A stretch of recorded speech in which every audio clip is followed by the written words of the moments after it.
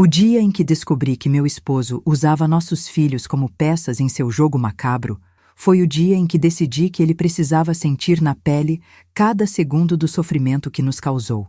Enquanto hoje, observo o rio da varanda da minha casa de madeira, com a brisa suave balançando meus cabelos brancos, ninguém imagina o que estas mãos enrugadas de 83 anos foram capazes de fazer para proteger o que era meu. Olá, meus queridos. Sou Matilde Joaquina Fontes, nascida em 1942, nas profundezas do Pantanal Mato-Grossense, e hoje vou compartilhar com vocês a história que mantive em silêncio por mais de 4 décadas. Antes de continuar, quero agradecer por você ter clicado neste vídeo. Se estiver gostando, já deixe seu like e se inscreva no canal, pois isso ajuda a nossa comunidade a crescer e permite que outras pessoas que precisam ouvir essa história possam encontrá-la. Lembre-se, todos os meses enviamos presentes especiais para os inscritos que mais comentam e interagem com nossos vídeos. Nasci numa família simples, filha de pescadores que tiravam o sustento das águas generosas do Pantanal. Nossas noites eram iluminadas por lamparinas e os dias divididos entre a lida na roça e as brincadeiras às margens dos rios. Cresci forte, acostumada ao trabalho pesado, com os pés descalços na terra úmida e as mãos calejadas de tanto ajudar minha mãe nos afazeres. Éramos 6 irmãos, todos criados com a sabedoria pantaneira de respeitar a natureza e conhecer as plantas que curam. Foi com minha mãe, Dona Josefa, que aprendi os segredos das ervas medicinais, que mais tarde seriam minha salvação e a perdição de quem ousou machucar o que eu mais amava. A inocência da minha juventude foi interrompida quando, aos 16 anos, conheci Vicente Prado, um homem de 38 anos que chegou à nossa região dizendo ser médico pesquisador. Alto, de porte elegante, com óculos de armação fina e um vocabulário que encantava a todos na nossa pequena comunidade. Ele apareceu durante a festa de São João, quando toda a vizinhança se reunia para dançar quadrilha e comer comidas típicas. Vicente dizia estar pesquisando plantas medicinais do Pantanal para criar novos medicamentos que salvariam milhões de vidas. Que moça forte e saudável, comentou ele ao me ver carregar sozinha um pesado balde de água. Uma genética admirável para estas condições tão adversas. Na época, aquilo soou como um elogio, e meu pai, seu Benedito, inflou o peito de orgulho. Como éramos tolos! Não sabíamos que estávamos sendo avaliados, não como pessoas, mas como potenciais cobaias para os experimentos de um homem que havia sido expulso dos círculos acadêmicos por métodos considerados desumanos. Vicente passou a frequentar nossa casa com regularidade, sempre trazendo pequenos presentes. Remédios para a tosse crônica de minha mãe, anzóis novos para meu pai, doces para as crianças. Em pouco tempo, conquistou a confiança de todos, exceto eu. Havia algo no seu olhar que me causava arrepios, algo calculista e frio, como uma sucuri observando sua presa antes de dar o bote. No meu aniversário de 17 anos, Vicente fez o que todos na comunidade consideraram um gesto de extrema generosidade. Ofereceu-se para me levar para estudar na capital. Disse ter contatos numa escola de enfermagem e que eu poderia me tornar uma profissional respeitada, talvez até médica.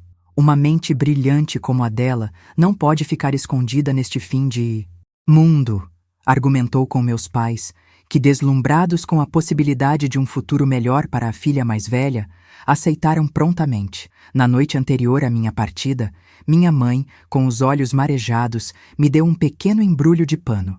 São sementes da flor dormideira, explicou ela. Se algum dia você se sentir em perigo, mastigue 3 delas, elas trarão proteção. Guardei o embrulho sem entender o real significado daquelas palavras. Anos depois, compreenderia que minha mãe, com sua sabedoria intuitiva, pressentiu o perigo que eu não conseguia ver. A viagem que deveria ter sido para Cuiabá nos levou, na verdade, para uma propriedade isolada às margens do rio Paraguai. Uma casa grande de madeira, cercada por uma densa vegetação e afastada de qualquer sinal de civilização. Ficaremos aqui por algumas semanas antes de seguir para a capital, explicou Vicente. Preciso terminar algumas pesquisas antes. Foi naquela casa, longe de tudo e de todos, que Conheci o verdadeiro Vicente Prado. Não era médico, mas um psicólogo experimental banido da academia por propor teorias sobre condicionamento humano através do trauma induzido. O que você vai ver aqui, Matilde, é o futuro da ciência comportamental, disse ele na primeira noite, enquanto me mostrava um cômodo que mais parecia uma sala de torturas medieval do que um laboratório. Você não será apenas minha esposa, será minha principal colaboradora. Casei-me com Vicente aos 17 anos, não por amor ou escolha, mas por falta de opções. Isolada, sem dinheiro, sem conhecer nada além da vida simples do Pantanal, vi-me presa numa teia tão bem tecida que nem percebi quando me tornei sua primeira cobaia permanente. Os primeiros experimentos eram simples: privação de sono, alterações na dieta, isolamentos por períodos cada vez mais longos. Vicente documentava meticulosamente cada reação minha em cadernos de capa dura, anotando desde alterações na minha pressão arterial até o número de vezes que eu chorava em um dia. Então, engravidei. E foi aí que o verdadeiro horror começou. Perfeito! Exclamou Vicente ao confirmar minha gravidez. Agora podemos expandir nossa pesquisa para incluir o desenvolvimento infantil sob condições controladas de estresse. Não entendi naquele momento o que ele queria dizer.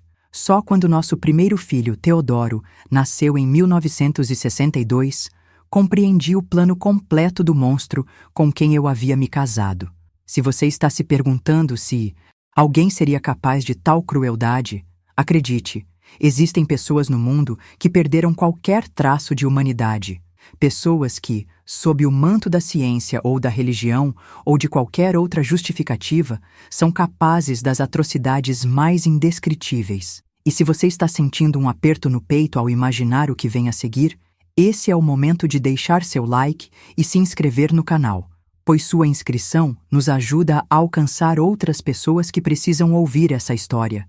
Pessoas que, talvez, estejam vivendo seus próprios pesadelos silenciosos. Mas antes de continuar, quero perguntar: qual foi a situação mais difícil que você já enfrentou para proteger alguém que ama? Comente abaixo, pois sua história pode dar força a quem está passando por momentos difíceis agora. E lembre-se, todos os meses sorteamos presentes especiais entre os inscritos que mais comentam em nossos vídeos. Em 1964, Severina em 1967 e nossa caçula, Ivonete, em 1970. 4 crianças que eu amava com toda a força do meu ser, mas que para Vicente não passavam de objetos de estudo, peças em seu jogo macabro de avanço científico. Quando Teodoro completou 5 anos, Vicente decidiu iniciar o que ele chamava de fase crucial do projeto. Um estudo sistemático sobre como o trauma psicológico se desenvolve quando o sofrimento é causado por pessoas próximas, especialmente parentes diretos.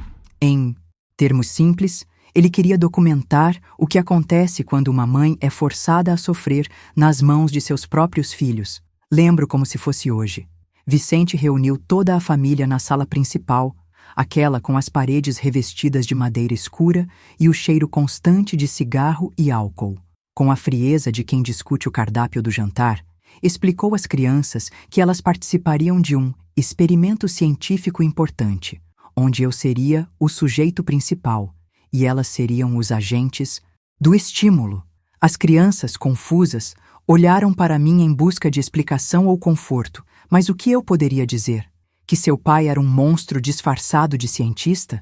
Que elas seriam obrigadas a torturar a própria mãe em nome da ciência? No dia seguinte, Vicente levou Teodoro para o quarto que ele chamava de laboratório. Era um cômodo amplo, com piso de cimento frio, uma cadeira de madeira pesada no centro, várias mesas com instrumentos metálicos nas laterais e um pequeno escritório num canto, de onde ele observava e anotava tudo. Hoje você vai aprender como aplicar um estímulo doloroso controlado na sua mãe, explicou Vicente ao menino, como se estivesse ensinando a amarrar os cadarços do sapato.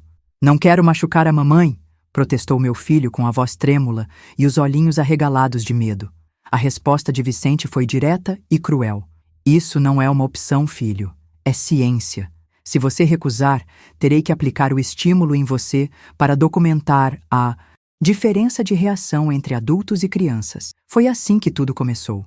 Meu próprio filho, aterrorizado e sem escolha, sendo forçado a me beliscar, puxar meu cabelo, aplicar pequenos choques com um aparelho que Vicente havia construído. E durante todo o tempo, aquele homem que se dizia cientista anotava cada detalhe. Quanto tempo eu demorava para chorar, como minha pele ficava vermelha, como minha respiração mudava, que sons eu emitia.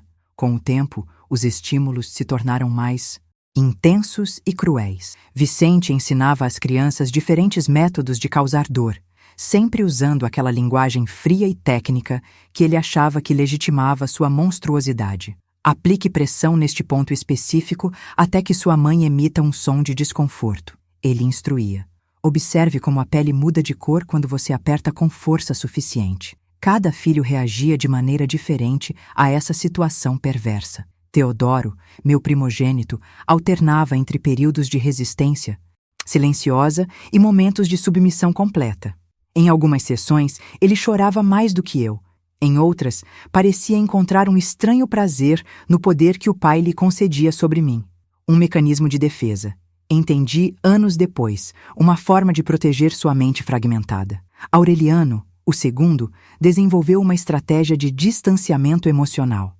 Executava as ordens do pai com precisão robótica, desligando-se completamente de suas emoções durante as sessões. À noite, eu o ouvia soluçar baixinho em seu quarto, um menino de 8 anos carregando um peso que nenhuma criança deveria suportar. Severina, minha filha mais velha, era a que mais resistia abertamente. Aos 7 anos, ela já tentava boicotar os experimentos, fingindo estar doente ou errando propositalmente as instruções do pai. Vicente percebia e a punia severamente, muitas vezes trancando-a no porão escuro por dias com rações mínimas de comida e água. Ivonete, sendo a mais nova, era a mais facilmente manipulada. Vicente a convenceu de que aquilo era normal, que todas as famílias faziam coisas semelhantes, que era uma forma especial de ajudar a mamãe. Ela acreditava estar participando de algo bom, uma inocência que me dilacerava por dentro. O pior não era a dor física. Embora essa fosse terrível, com o tempo o corpo se adapta, encontra maneiras de dissociar, de se desconectar. O verdadeiro horror era ver meus filhos sendo transformados em instrumentos de tortura contra a própria vontade. Ver o terror nos olhos deles, a culpa, o desespero. Ver suas pequenas almas sendo destroçadas dia após dia, sessão após sessão. Vicente os ameaçava constantemente. Se recusassem a participar, seriam punidos. Se não seguissem as instruções corretamente, ficariam sem comida. Se demonstrassem muita empatia por mim, seriam isolados no porão. É pelo bem da ciência. Ele repetia como um mantra. Vocês são privilegiados por participarem de um estudo tão importante. Um dia, quando eu publicar meus resultados, o mundo entenderá o valor do que fizemos aqui.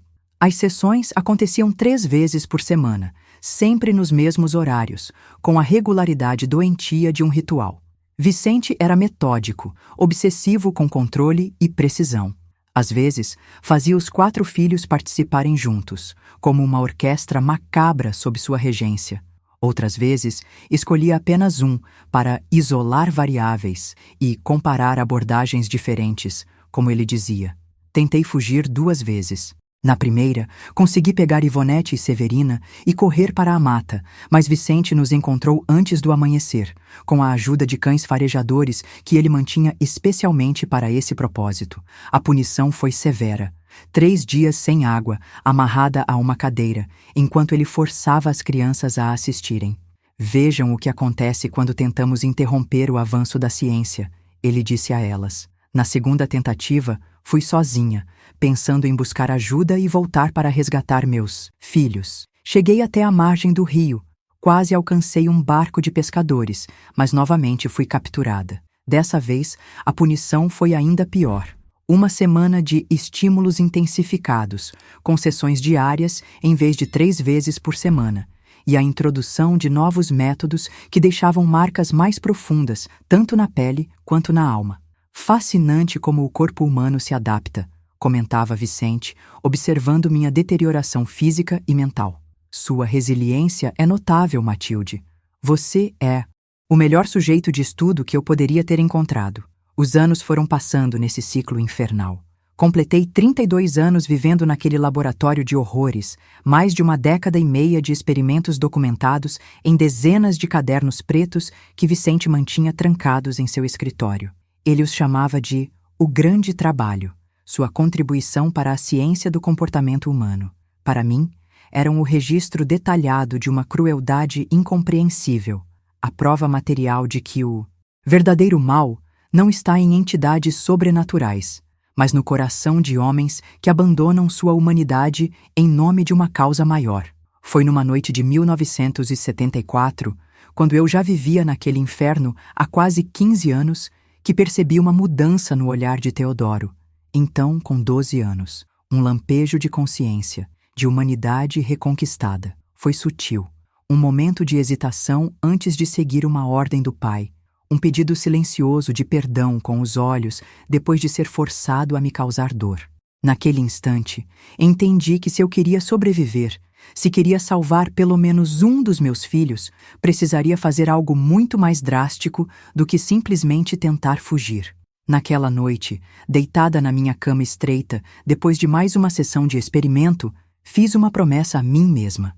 Vicente Prado pagaria por cada segundo de dor que causou a mim e aos meus filhos, e eu usaria toda a paciência que aprendi em anos de sofrimento para planejar minha vingança com a mesma precisão científica que ele tanto valorizava. Me conte nos comentários. Você acredita que existem situações em que a justiça precisa ser feita com as próprias mãos? Estou curiosa para conhecer sua opinião sobre esse assunto tão delicado. Lembre-se de deixar seu like e se inscrever no canal para continuar acompanhando minha história, estendendo suas raízes sob a terra até dominarem tudo ao redor.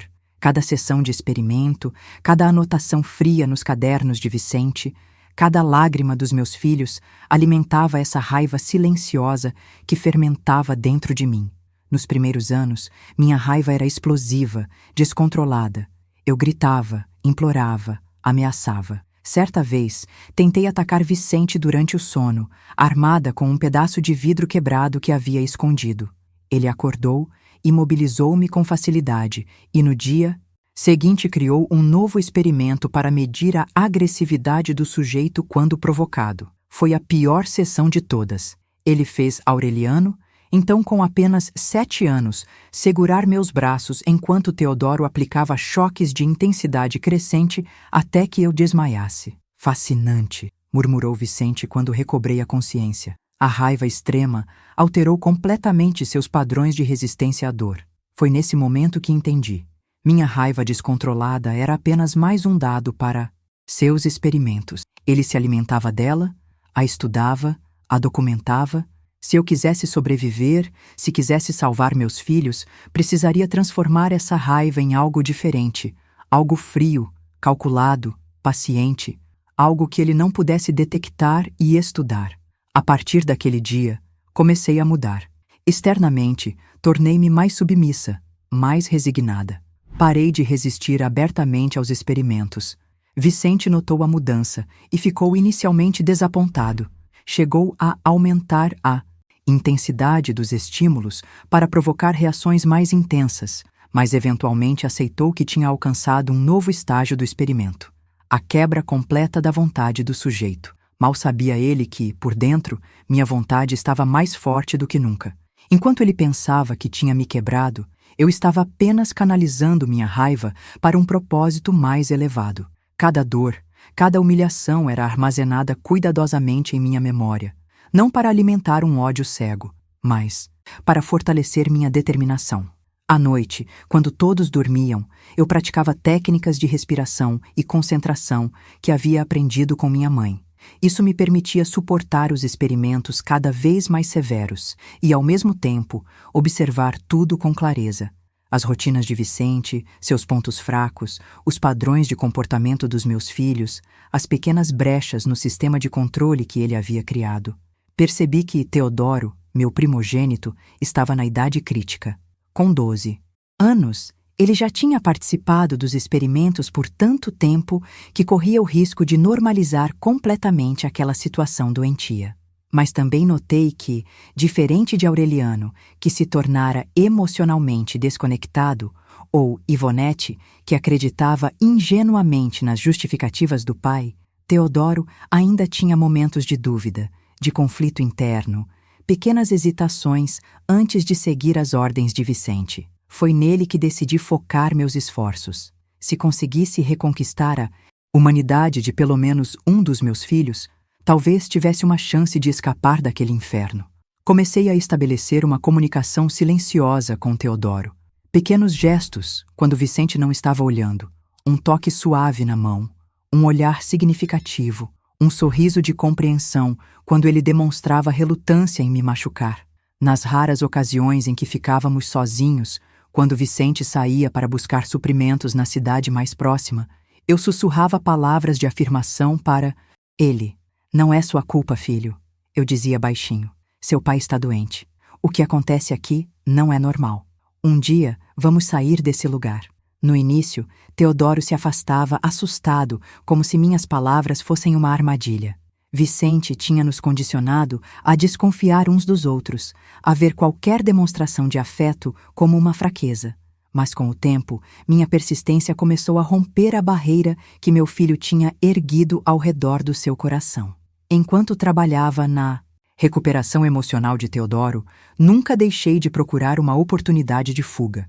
Durante anos, havia coletado pequenas informações, a localização exata da nossa propriedade, que descobri ouvindo conversas de Vicente com os poucos comerciantes que vinham até nós, os horários em que ele saía, as chaves que guardava, os caminhos pela floresta que poderiam nos levar à segurança. Mas escapar não seria suficiente.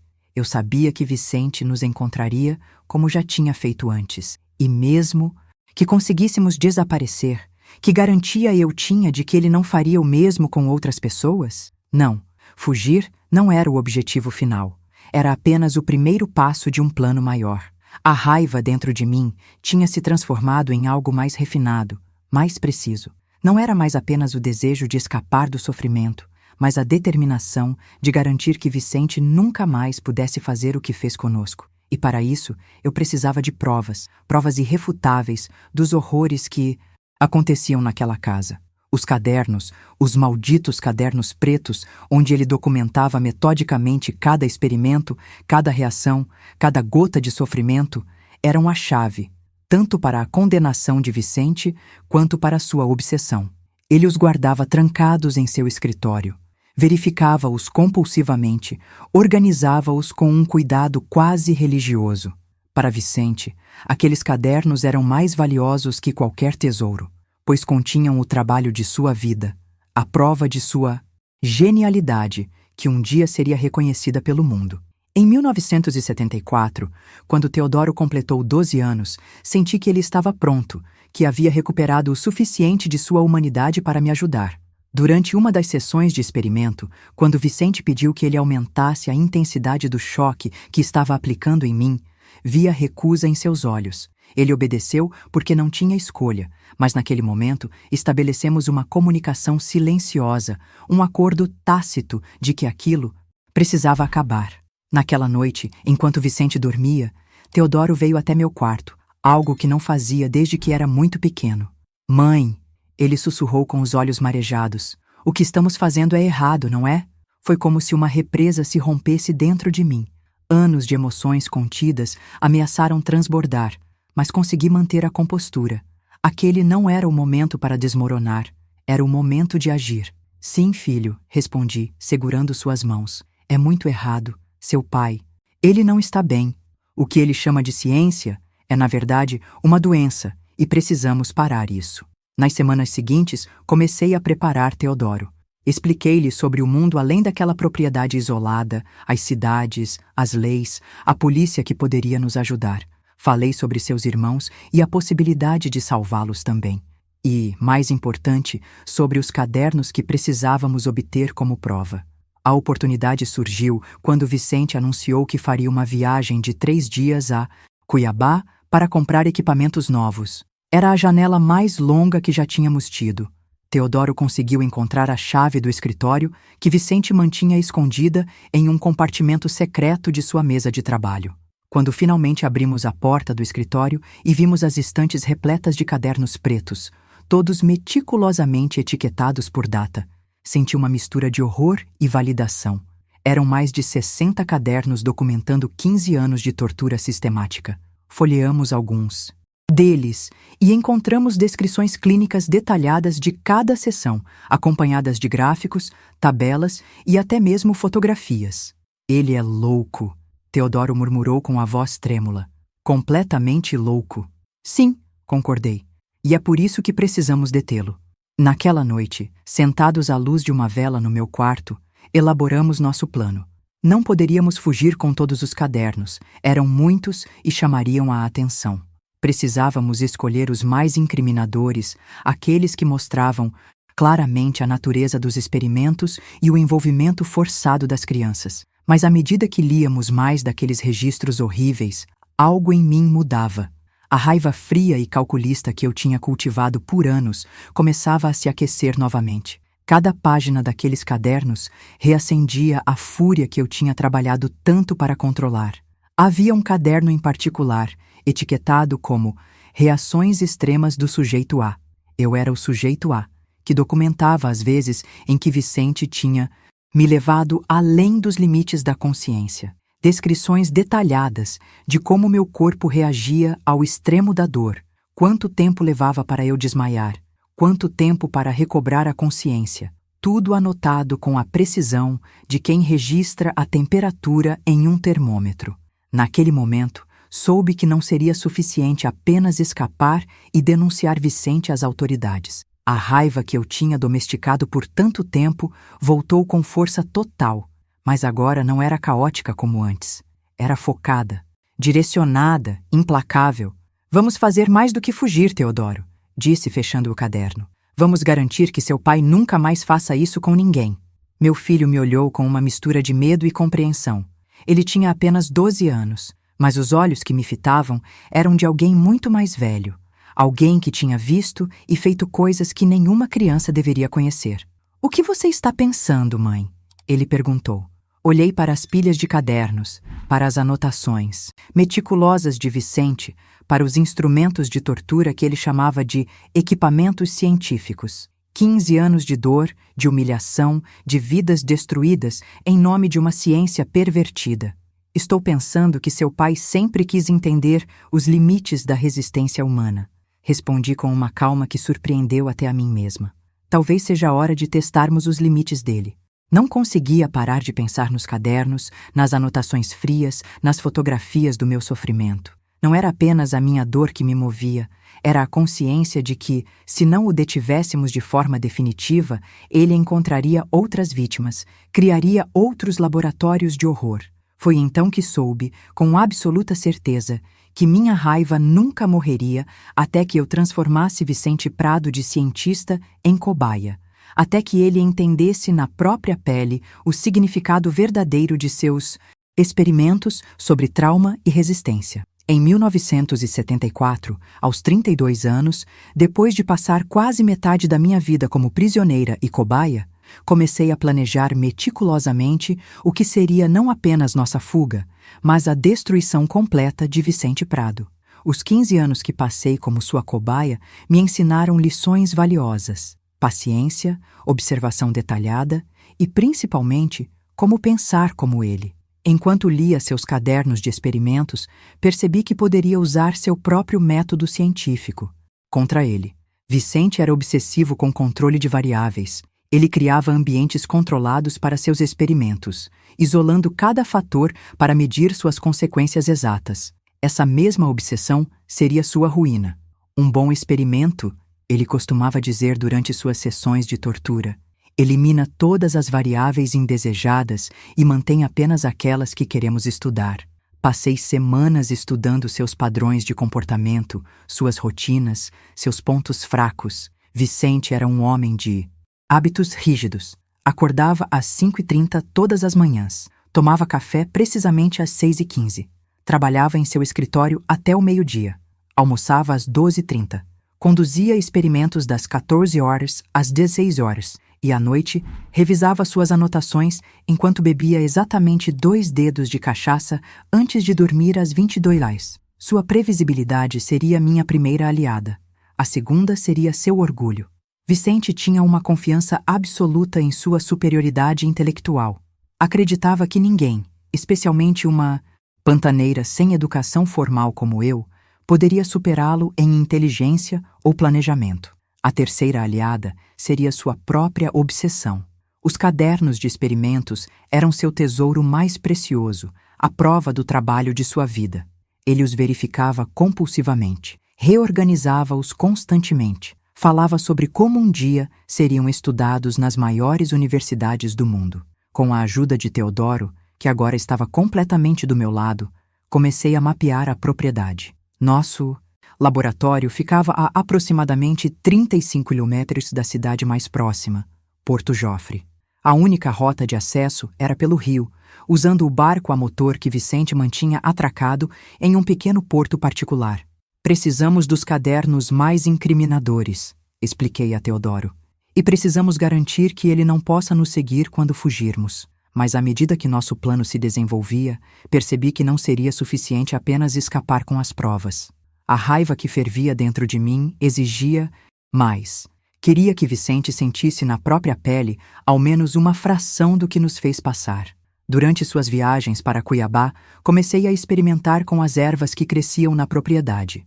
Minha mãe tinha me ensinado sobre plantas medicinais, mas também sobre aquelas que podiam causar diferentes efeitos no corpo humano. Comecei a cultivar discretamente algumas dessas plantas em cantos escondidos do terreno, longe dos olhares curiosos. Em particular, encontrei uma planta que os pantaneiros chamavam de erva do sono, usada tradicionalmente em pequenas doses para tratar insônia, mas que em quantidades maiores causava uma paralisia temporária, deixando a pessoa consciente, mas incapaz de se mover. Era perfeita para o que eu planejava. Teodoro notou minhas experiências com as plantas e ficou preocupado. Mãe, o que você está fazendo exatamente? Ele perguntou uma tarde, enquanto eu macerava folhas em um pilão improvisado. Estou criando uma ferramenta, filho. Respondi calmamente. Assim como seu pai tem suas ferramentas para os experimentos, eu preciso das minhas para garantir nossa segurança. Eu sabia que precisava ser cuidadosa com Teodoro. Ele estava disposto a ajudar na fuga, a levar os cadernos como prova para as autoridades, mas não tinha certeza se concordaria com o resto do meu plano. Então, mantive certas partes para mim mesma. Ao longo dos meses, fui refinando o extrato da erva do sono até obter a concentração exata que causaria o efeito desejado sem riscos fatais. Testei em pequenas doses em mim mesma para entender precisamente como funcionava, quanto tempo levava para fazer efeito, quanto durava a paralisia. Paralelamente, trabalhava com Teodoro na logística da fuga. Determinamos que a melhor ocasião seria durante a próxima viagem de Vicente a Cuiabá, prevista para dezembro de 1974. Ele iria comprar equipamentos novos e ficaria fora por 3 dias. Levaremos o barco pequeno, planejei com Teodoro. Não o barco a motor. Ele notaria imediatamente. O barco a remo é mais lento, mas mais silencioso, e podemos navegar pelos corichos menores, onde o barco grande não passa. Calculei cuidadosamente o tempo necessário para remar até Porto Jofre. Cerca de 12 horas, se mantivéssemos um ritmo constante. De lá, pegaríamos um barco maior para Cuiabá, onde procuraríamos a polícia. Mas nossos planos mudaram drasticamente quando, em novembro de 1974, Vicente anunciou uma evolução em seus experimentos. Chegou a hora de testar os limites mais extremos, ele declarou durante o jantar, com aquele brilho maníaco nos olhos que eu já conhecia tão bem. Até agora, documentamos a resposta do sujeito A à dor física e psicológica em níveis controlados, mas a verdadeira ciência precisa ir além. Ele explicou, com a frieza de quem discute o clima, que as próximas sessões envolveriam estímulos severos, com risco de danos permanentes. Mostrou um novo conjunto de instrumentos que havia criado, capazes de causar lesões mais graves. Naturalmente, ele acrescentou, bebericando sua água, precisaremos de sujeitos de controle para comparação. Aureliano e Severina participarão dessa fase como cobaias secundárias. Senti o sangue gelar nas veias. Uma coisa era ele me torturar. Eu tinha aprendido a suportar, a sobreviver.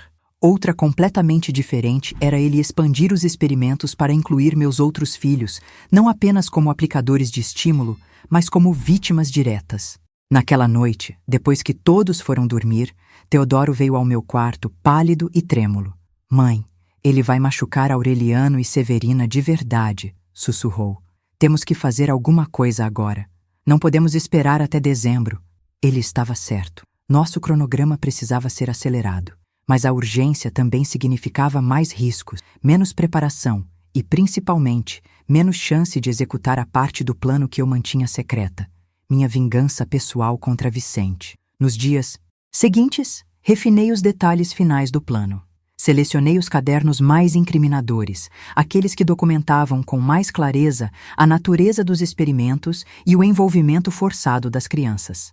Teodoro conseguiu esconder uma pequena bolsa impermeável próxima ao porto, com alguns suprimentos básicos para a viagem.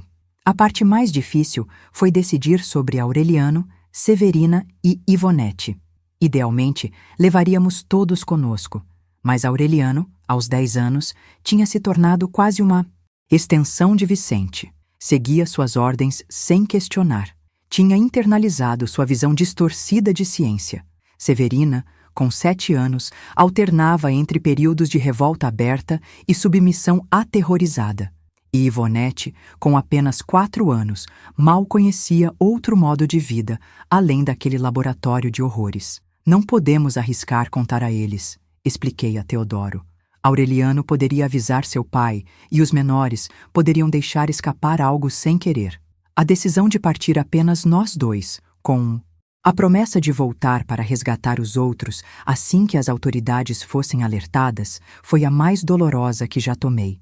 Sabia que era a nossa melhor chance. No entanto, havia algo mais que eu não compartilhei com Teodoro. Algo que planejei para a noite anterior à nossa fuga. Se você também está tendo dificuldade para tomar uma decisão difícil na sua vida, deixe seu comentário abaixo contando sua situação. Nossa comunidade é muito acolhedora. E talvez alguém que já passou por algo semelhante possa te ajudar. Lembre-se de deixar seu like e se inscrever no canal para não perder o desfecho dessa história de superação e justiça. Mesma cadeira onde me torturou por anos, e então, com a mesma frieza científica que ele tanto valorizava, conduziria meu próprio experimento, usaria seus próprios instrumentos, seus próprios métodos, documentaria cada reação, cada gota de suor, cada mudança na respiração. Queria que ele entendesse em primeira pessoa o que significava ser reduzido a um sujeito de estudo. Não planejava matá-lo. Isso seria misericordioso demais. Queria deixá-lo vivo, mas marcado, assim como ele me marcou. Queria que ele passasse o resto da vida em uma prisão, lembrando-se do momento em que os papéis se inverteram, em que a cobaia se tornou a cientista. Ensaiei mentalmente cada passo desse plano. Imaginei-me falando com a mesma voz clínica que ele usava. Agora vamos documentar a resposta do sujeito B ao estímulo doloroso aplicado na região X. Observe como a pele muda de cor, como a respiração se torna irregular. Na véspera do dia que havíamos escolhido para fugir, fiz os preparativos finais. Verifiquei a bolsa com os cadernos selecionados, os suprimentos escondidos perto do porto, o nível do rio que determinariam nossa rota de fuga e, claro, o frasco com o extrato de erva do sono, cuidadosamente escondido em um bolso secreto do meu vestido. Enquanto preparava o jantar naquela noite, observei Vicente em seu escritório, organizando seus preciosos cadernos, totalmente alheio ao que o aguardava. Ele acreditava ter controle absoluto sobre nossas vidas, sobre nossos corpos, sobre nossas mentes. Nunca lhe ocorreu que eu pudesse estar planejando algo além da submissão. Coloquei os últimos utensílios na mesa, chamei as crianças para o jantar e mentalmente revisitei cada detalhe do meu plano. Em poucas horas, os papéis se inverteriam. Em poucas horas, Vicente Prado descobriria o verdadeiro significado de sua própria ciência. Em poucas horas, 15 anos de raiva contida encontrariam sua expressão perfeita. Era 18 de novembro de 1974, uma noite abafada, típica do Pantanal. O relógio marcava 21h32, quando coloquei 3 gotas do extrato de erva do sono na cachaça de Vicente. Observei de longe, enquanto ele, seguindo sua rotina imutável, sentava-se à escrivaninha para revisar suas anotações do dia. Como sempre, bebeu o primeiro gole distraidamente, sem tirar os olhos dos cadernos. Aos 32 anos, depois de 15 anos de tortura, eu finalmente estava prestes a virar o jogo. Mãe, sussurrou Teodoro atrás de mim no corredor escuro. Está tudo pronto. A bolsa com os cadernos está escondida perto do porto e verifiquei o barco. Devemos sair quando ele adormecer, certo? Assenti sem desviar os olhos de Vicente. Teodoro não sabia da primeira parte do meu plano. Para ele, apenas esperaríamos o cientista dormir para fugir silenciosamente com as provas. O que eu planejava para as próximas horas ficaria apenas entre mim e meu torturador. Vá para seu quarto agora, instruí Teodoro. Finja que está dormindo. Virei te buscar quando for a hora. Enquanto meu filho se afastava, continuei observando Vicente. Aos poucos, notei os primeiros sinais. Ele piscou várias vezes, como se tentasse clarear a visão. Sua mão direita, que segurava a caneta, começou a tremer levemente. Ele franziu o senho, confuso com a súbita falta de coordenação. Então, tentou se levantar. Foi quando percebeu que algo estava errado. Suas pernas cederam e ele caiu de volta na cadeira, derrubando o copo de cachaça. Seus olhos arregalados refletiam a compreensão crescente de que estava perdendo o controle do próprio corpo. Saí do meu esconderijo e entrei calmamente no escritório. Vicente me viu e tentou falar, mas sua língua já estava pesada demais. Apenas sons inarticulados saíram de sua boca. A erva do sono já está fazendo efeito. Expliquei com a mesma voz clínica que ele usava durante os experimentos. É fascinante, não é? Você está completamente consciente, pode sentir tudo, ouvir tudo, mas não consegue se mover, nem falar. Exatamente como eu me senti tantas vezes amarrada àquela cadeira no seu laboratório. O pânico em seus olhos era palpável. Tentou gritar, mas produziu apenas um gemido abafado. Seu corpo escorregou da cadeira para o chão, completamente paralisado, enquanto sua mente permanecia aterradoramente lúcida. Não se preocupe, continuei, agachando-me ao seu lado. Calculei a dosagem cuidadosamente. Você não vai morrer. Isso seria anticientífico, não é mesmo? O que precisamos é de dados completos sobre sua experiência. Com uma força que não sabia que possuía, arrastei Vicente pelo corredor até o quarto que ele chamava de laboratório. Posicionei-o na cadeira central, a mesma onde eu havia sido torturada incontáveis vezes, e amarrei seus braços e pernas com as correias de couro que ele mesmo havia instalado. Liguei as luzes clínicas, ajustei o gravador que ele usava para registrar suas observações e comecei a organizar os instrumentos na mesa lateral. A erva do sono não afetava a capacidade de sentir dor, apenas impedia o movimento e a fala. Seus olhos me seguiam freneticamente, implorando em silêncio. Você sempre disse que a ciência requer sacrifícios, comentei, selecionando um dos instrumentos que ele havia criado especificamente para causar dor, sem deixar marcas permanentes. Hoje você finalmente terá a oportunidade de contribuir pessoalmente para sua pesquisa. Posicionei-me diante dele, exatamente como ele fazia comigo, e comecei a falar no gravador. Sujeito B, masculino, 46 anos. Experimento sobre inversão de papéis e compreensão empática da dor. O objetivo é determinar se um indivíduo que infligiu sofrimento sistemático a outros é capaz de desenvolver empatia quando submetido às mesmas condições. Vi o terror crescer nos olhos de Vicente quando reconheceu suas próprias palavras, sua própria metodologia sendo usadas contra ele. Peguei o primeiro instrumento, um pequeno dispositivo que aplicava pressão gradual nas articulações dos dedos. Era um dos favoritos dele para as sessões iniciais, como chamava, porque causava dor intensa sem deixar marcas visíveis. Aplicando o primeiro estímulo no sujeito B, narrei para o gravador, observando a resposta fisiológica inicial. Enquanto aplicava o dispositivo no dedo indicador de Vicente, vi as mesmas reações que ele documentava em mim. Dilatação das pupilas, sudorese instantânea, respiração acelerada.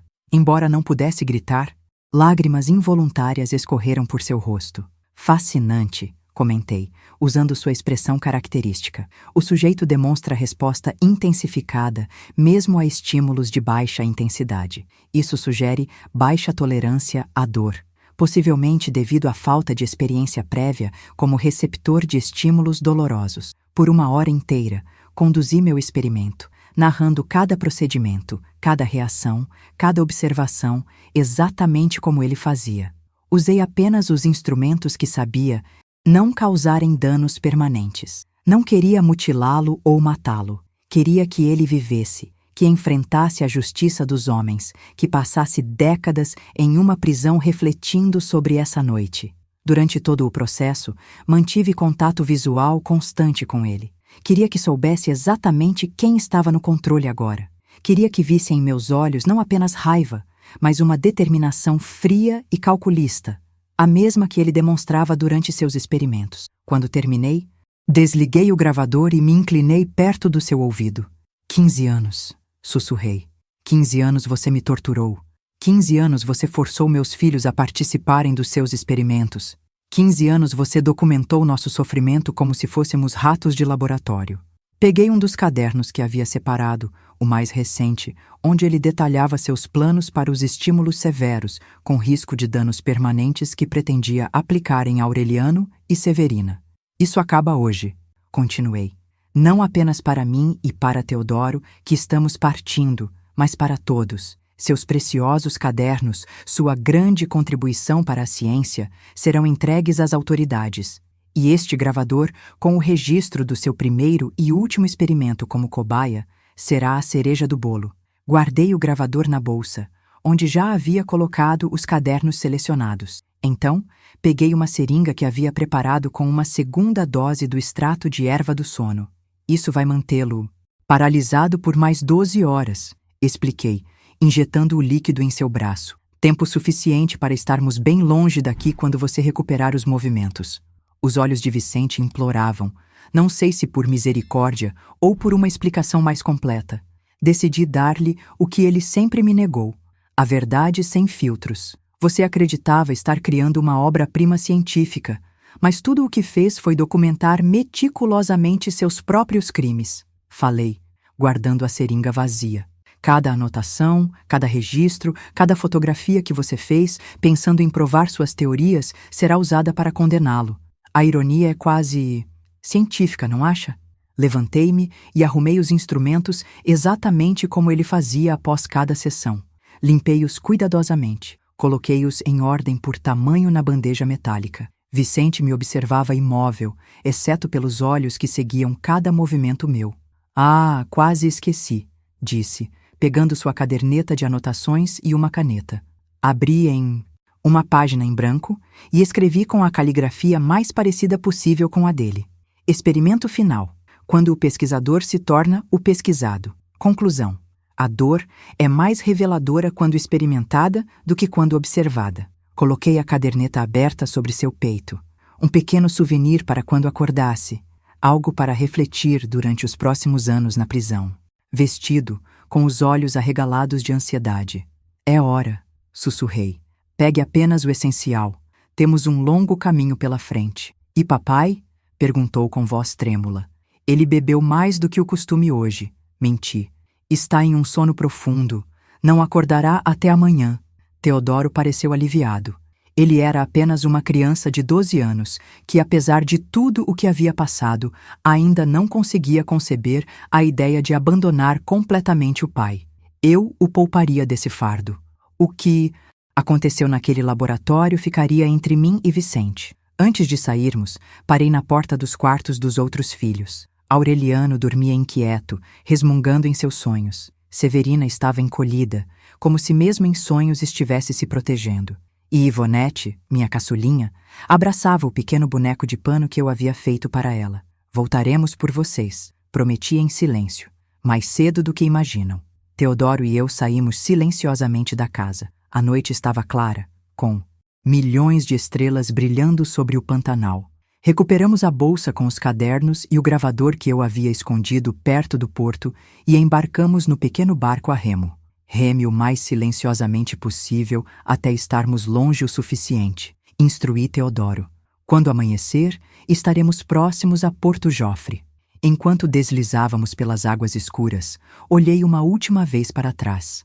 A casa-laboratório estava silenciosa, com apenas uma luz acesa, a do escritório onde Vicente havia começado sua noite, sem imaginar como ela terminaria. Senti uma estranha mistura de emoções, alívio por finalmente estar escapando, dor por deixar 3 filhos para trás e uma satisfação sombria por ter finalmente invertido os papéis com meu torturador. As horas seguintes foram de silêncio concentrado, ambos remando com toda a força que tínhamos, seguindo o curso do rio que eu havia estudado tantas vezes em minha mente. O céu começou a clarear quando avistamos as primeiras casas, de Porto Jofre. "Conseguimos, mãe", sussurrou Teodoro com lágrimas nos olhos. "Sim, filho", respondi, "mas isso é apenas o começo." Atracamos em um pequeno cais e seguimos diretamente para a delegacia local. O delegado, um homem de meia-idade chamado Juvenal Mendes, nos recebeu com desconfiança inicial, que logo se transformou em horror à medida que começamos a contar nossa história. "Senhora, essas são acusações muito sérias", ele disse, folheando um dos cadernos que havíamos trazido. Seu rosto empalidecia a cada página.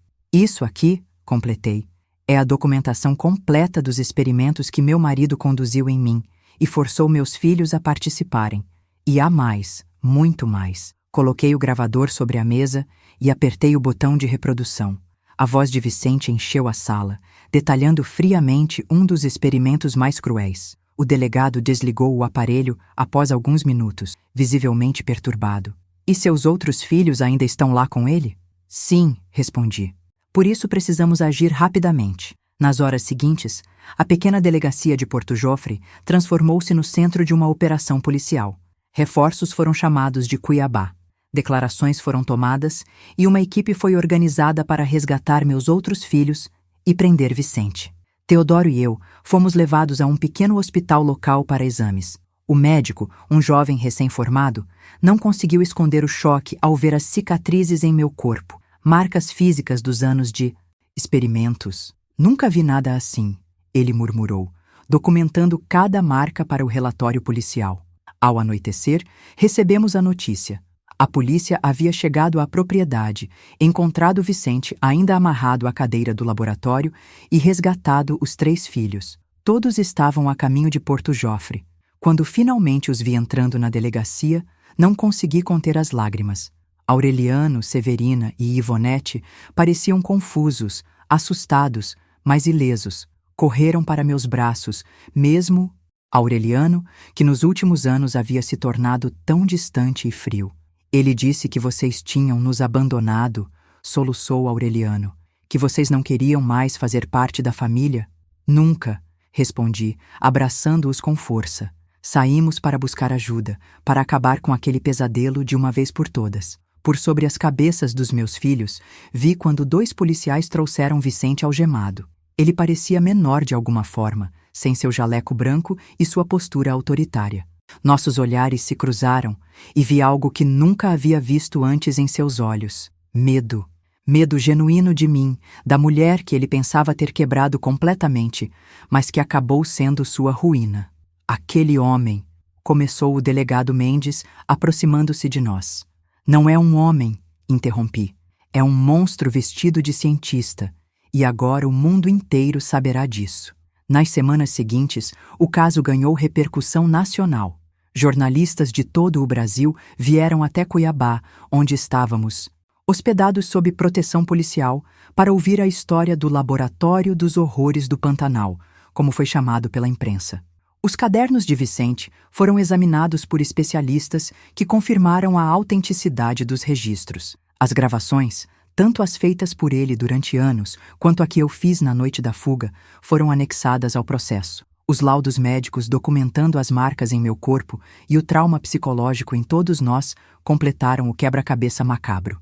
Vicente foi indiciado por tortura, cárcere privado, maus tratos, abuso psicológico e uma lista de outros crimes. Negou tudo inicialmente, alegando que se tratava de pesquisa científica legítima com o consentimento dos participantes. Mas os cadernos, escritos com sua própria letra, contavam uma história diferente. O julgamento aconteceu em Cuiabá, 6 meses após nossa fuga. Eu estava lá, sentada na primeira fila, quando a sentença foi lida. 30 anos de prisão, sem possibilidade de liberdade. Condicional. Não sorri, não comemorei, apenas observei quando ele foi levado para fora do tribunal, agora oficialmente reconhecido como o monstro que sempre foi. Naquela noite, hospedada com meus filhos em uma pequena pousada em Cuiabá, olhei pela janela para o rio Cuiabá e senti, pela primeira vez em 15 anos, que podia respirar livremente. A justiça havia sido feita, não apenas pela lei dos homens, mas também pelas minhas próprias mãos. Naquela noite no laboratório, quando inverti os papéis com meu torturador, Vicente Prado, o homem que acreditava poder reduzir seres humanos a meros dados em seus cadernos, agora era apenas um número no sistema prisional. E eu, a cobaia que ele pensou ter quebrado completamente, era a responsável por sua queda. Depois do julgamento, em 1975, começamos uma vida totalmente nova. Com o dinheiro da venda da propriedade de Vicente, que foi para nós após o divórcio, e uma pequena indenização do Estado, mudamos para Corumbá, ainda no Pantanal. Escolhi essa cidade porque era longe o suficiente de nossas memórias dolorosas, mas ainda dentro da região pantaneira que, apesar de tudo, era nosso lar. Compramos uma casa simples de madeira pintada de verde com vista para o rio Paraguai. Nos primeiros meses, dormíamos todos no mesmo quarto, os 5 amontoados em colchões no chão, incapazes de suportar a separação, mesmo que fosse apenas por uma parede. O medo de que Vicente, de alguma forma, escapasse e nos encontrasse, perseguia nossos sonhos, mas aos poucos, com a certeza de que ele estava seguramente trancado em uma prisão de segurança máxima em Cuiabá, começamos a relaxar. As crianças foram matriculadas na escola local, pela primeira vez na vida para os mais novos. Eu encontrei trabalho como auxiliar na farmácia da cidade, onde meu conhecimento sobre ervas medicinais era valorizado. A transformação mais surpreendente foi em meu sono. Durante 15 anos, sob o domínio de Vicente, eu mal conseguia fechar os olhos sem ser assaltada por pesadelos. Acordava gritando, suando frio, revivendo as sessões de experimento. Mas após aquela noite de novembro de 1974, quando finalmente fiz justiça com minhas próprias mãos, os pesadelos diminuíram gradualmente até desaparecerem por completo. Você está dormindo melhor, mãe, observou Teodoro cerca de 1 ano após nossa mudança. Ele próprio ainda tinha pesadelos ocasionais, mas estava melhorando. Sim, filho, respondi, porque agora sei que ele está experimentando o mesmo medo que nos fez sentir. A justiça traz paz. Passado. Para eles, éramos apenas uma família de fora que buscava recomeçar. E isso era exatamente o que precisávamos: anonimato, normalidade, um espaço para curar nossas feridas, sem o peso da notoriedade que o caso havia trazido. Os anos passaram, as crianças cresceram. Teodoro, que havia sido meu cúmplice na fuga, formou-se contador e passou a trabalhar no banco local. Aureliano, que por tanto tempo foi o mais afetado pela manipulação do pai, encontrou paz trabalhando como carpinteiro, criando coisas belas com as mãos, talvez para compensar o mal que foi forçado a fazer. Severina tornou-se professora primária, dedicando sua vida a proteger e educar crianças. E Ivonete, minha caçulinha, seguiu meus passos, aprendendo sobre as plantas medicinais e, eventualmente, abrindo sua própria loja de produtos naturais. Em 1983, recebi uma carta do advogado que havia cuidado do nosso caso. Vicente havia morrido na prisão, não de forma violenta, mas de uma doença degenerativa que o paralisou gradualmente. Fiquei imaginando-se, em seus últimos dias, imóvel em uma cama de enfermaria. Ele se lembrava daquela noite em que experimentou a mesma impotência que havia imposto a mim por tantos anos. Não senti alegria com a notícia de sua morte, mas também não senti pesar, apenas uma sensação de encerramento, como fechar a última página de um livro sombrio. Não contei imediatamente aos filhos. Cada um deles lidava com a memória do pai à sua maneira e não queria reabrir feridas cicatrizadas. Foi Teodoro quem finalmente perguntou, cerca de 2 meses depois: "Mãe, você acha que um dia vamos receber notícias dele?" Estávamos sentados na varanda, observando o pôr do sol sobre o rio Paraguai. Olhei para meu filho, agora um homem de 21 anos, e decidi que ele merecia saber a verdade. Já recebemos, filho. Ele morreu há 2 meses. Teodoro ficou em silêncio por um longo tempo, os olhos fixos no horizonte. Então, finalmente falou. Sabe, mãe, às vezes me pergunto o que realmente aconteceu naquela noite, quando fugimos. Senti meu coração acelerar. O que quer dizer? Você disse que ele estava bêbado, dormindo, mas quando a polícia o encontrou, ele estava amarrado na cadeira do laboratório. Como ele chegou lá? Nunca havíamos falado sobre isso. Na confusão dos eventos subsequentes, o resgate dos outros filhos, o julgamento, a mudança para Corumbá, essa pergunta nunca havia sido feita diretamente.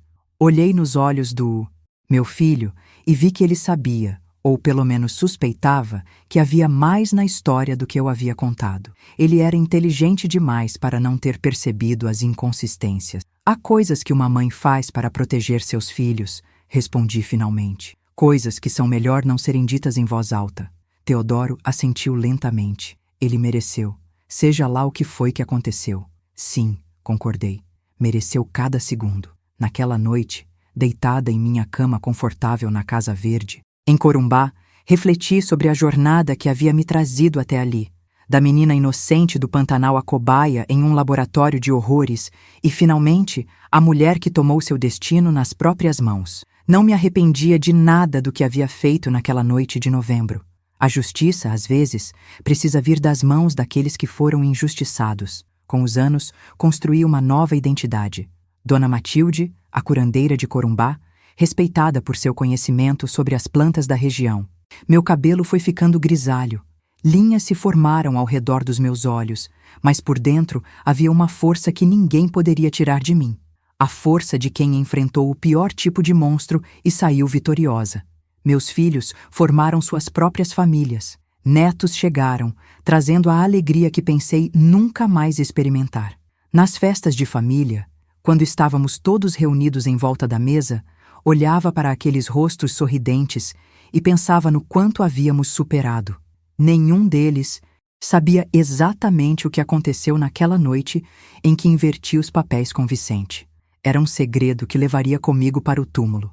À medida que envelhecia, as pessoas me viam apenas como uma avó doce e gentil, especialista em chás e remédios naturais. Ninguém suspeitaria que essas mesmas mãos, que agora preparavam infusões curativas, haviam um dia aplicado uma lição inesquecível a um torturador, que esta voz calma e reconfortante havia uma vez narrado friamente um experimento de vingança.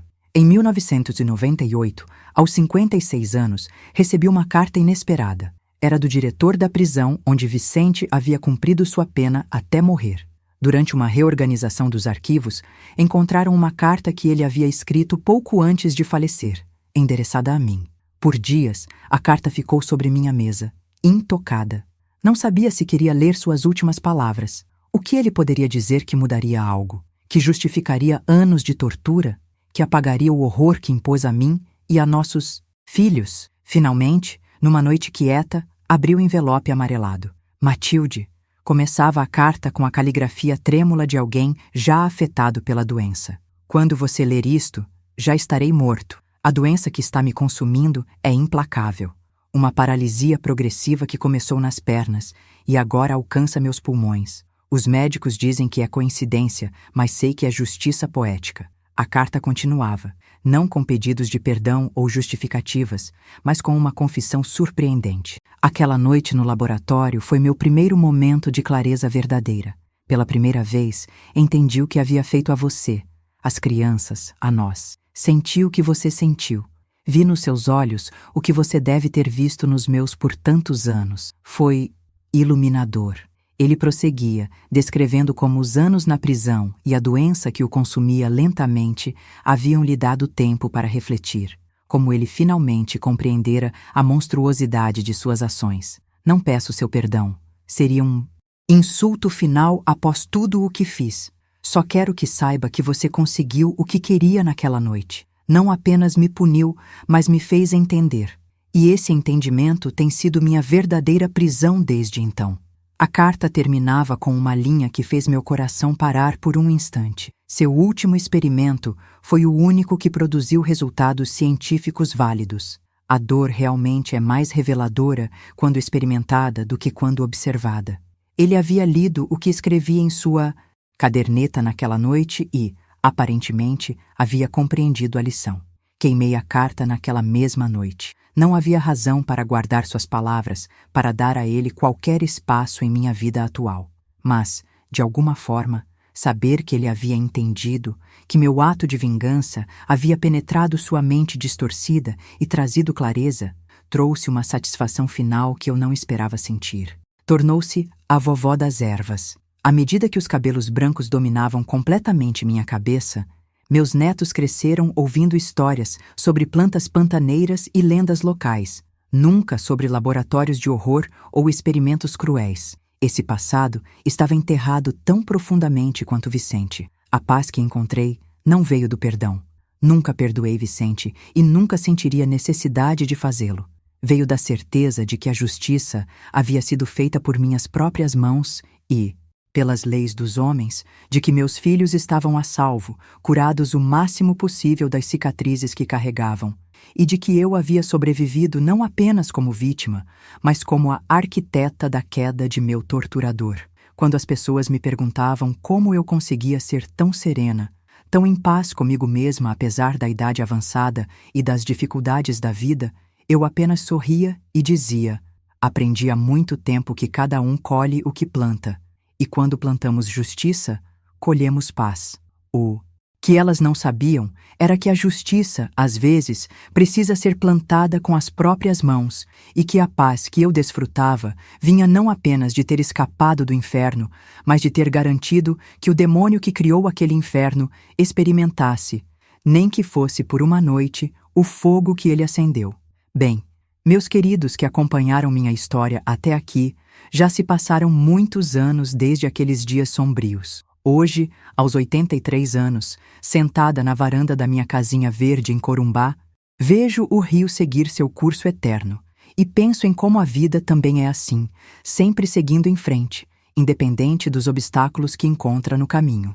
Vocês que me ouviram contar essa história, talvez estejam se perguntando por que, depois de tanto tempo, decidi compartilhar esses momentos tão íntimos e dolorosos da minha vida. A resposta é simples. Porque há mulheres, homens e crianças que estão neste exato momento presos em seus próprios laboratórios de horror. Pessoas que sofrem, caladas, que não veem saída, que acreditam que seu destino está selado pela mão de um torturador. Para essas pessoas, quero dizer, a porta da gaiola nem sempre está trancada como parece. Às vezes, a chave está bem diante de nós, disfarçada de coragem, determinação ou até mesmo de raiva, uma raiva fria e calculada que pode ser transformada em ação. Às vezes, meus queridos, a justiça não vem do Estado ou de Deus. Às vezes, somos nós que temos que fazê-la. Não estou aqui para dizer o que é certo ou errado aos olhos da lei ou da religião. Estou aqui para contar minha verdade. Que quando o sistema falha, quando não há a quem recorrer, quando estamos encurralados no laboratório de um monstro, é nosso direito, talvez até nosso dever, buscar a justiça com nossas próprias mãos. Para as mulheres que sofrem em silêncio, que carregam marcas invisíveis de abusos diários, que têm suas almas lentamente trituradas por homens que se acham donos de seus corpos e mentes. Vocês são mais fortes do que pensam. O opressor só tem poder enquanto acreditamos em seu poder. No momento em que decidimos que não vamos mais aceitar, que não vamos mais tremer, que não vamos mais nos curvar, nesse momento, começamos a desmontar o laboratório que nos aprisiona. Nunca me arrependi do que fiz naquela noite de novembro de 1974. Nunca tive uma única noite de insônia pensando se havia feito a coisa certa, porque eu sabia, no fundo do meu coração, que algumas pessoas precisam pagar pelo que fazem, que alguns atos são tão monstruosos que exigem uma resposta à altura, que alguns predadores só entendem quando experimentam o mesmo medo que impõem aos outros. Vicente Prado morreu sabendo exatamente o que havia feito. Morreu com a compreensão clara de que a cobaia que ele pensou ter quebrado foi a arquiteta de sua ruína. Morreu paralisado por uma doença que imitava o efeito da erva do sono que usei nele, incapaz de se mover, mas plenamente consciente. A justiça tem muitas formas, meus queridos, e às vezes ela vem disfarçada de coincidência. Hoje, olho para meus filhos, netos e até bisnetos e vejo que valeu a pena. Valeu cada gota de suor, cada lágrima, cada momento de medo durante a fuga, cada noite planejando a vingança, porque eles estão vivos, livres e, na medida do possível, curados. Porque quebrei o ciclo de abuso que poderia ter continuado por gerações. Se você conhece alguém que machucou uma criança, uma mulher, uma pessoa inocente, lembre-se da minha história. Lembre-se que nem sempre a justiça vem de um tribunal, de uma delegacia, de um juiz de toga. Às vezes, a justiça vem das mãos calejadas de uma mulher que decidiu que já bastava, que decidiu transformar 15 anos de dor em uma única noite de inversão de papéis, que decidiu que seu torturador precisava entender na própria pele o significado verdadeiro de seus experimentos. Compartilhe este vídeo para que mais pessoas saibam que a justiça pode vir de formas inesperadas. E se você chegou até aqui, escreva nos comentários: a justiça foi feita. Isso me mostra quem realmente entendeu minha mensagem. Não me envergonho de dizer que fiz justiça com minhas próprias mãos. Não me envergonho de admitir que vi o terror nos olhos de Vicente naquela noite e senti satisfação. Não me envergonho de confessar que, quando soube de sua morte por paralisia progressiva, pensei: a erva do sono da vida o alcançou finalmente. Por quê, meus queridos? O que ele nunca soube é que naquela noite, quando apliquei os mesmos instrumentos nele que ele usou em mim por anos, não estava apenas buscando vingança. Estava encerrando um capítulo. Estava garantindo que, mesmo que ele escapasse da prisão um dia, nunca mais teria coragem de se aproximar de mim ou de meus filhos. O medo que plantei nele naquela noite, o medo de mim, da cobaia que se tornou cientista, foi tão profundo que ele carregou até o túmulo. E eu durmo como um anjo todas as noites. Desde então, porque sei que fiz o que tinha que ser feito, porque sei que meus filhos estão a salvo, porque sei que Vicente Prado, onde quer que esteja, ainda se lembra da noite em que a cobaia virou o jogo. Justiça, meus queridos, às vezes tem o rosto de uma mulher comum, com mãos calejadas de tanto trabalhar, com olhos que viram o inferno e com a determinação de quem não tem mais nada a perder. A justiça, às vezes, somos nós mesmos. E se isso faz de mim uma criminosa aos olhos de alguns, que seja. Prefiro ser uma criminosa viva, com filhos saudáveis e uma consciência tranquila, do que uma vítima perfeita morta num laboratório de horrores no Pantanal. A vida me ensinou que a justiça que liberta raramente vem sem um preço. Eu paguei o meu. Vicente pagou o dele. E aqui estou, décadas depois, compartilhando minha história para que outras pessoas encontrem a coragem de quebrar suas próprias correntes do jeito que for necessário. No fim das contas, cada um sabe a dor que carrega, cada um sabe o limite do que pode suportar. E cada um precisa decidir por si mesmo quando chegou a hora de dizer: basta, hoje a justiça será feita pelas minhas mãos. Obrigada por me ouvirem, meus queridos. Que minhas palavras encontrem aqueles que precisam delas. Se você gostou desta história, não se esqueça de deixar seu like, comentar e se inscrever no canal. Sua inscrição é fundamental para que possamos continuar compartilhando histórias como esta, que mostram o poder da resiliência humana diante das maiores adversidades. Conte-nos nos comentários o que você aprendeu com essa história e se já viveu alguma situação em que precisou tomar as rédeas da própria vida.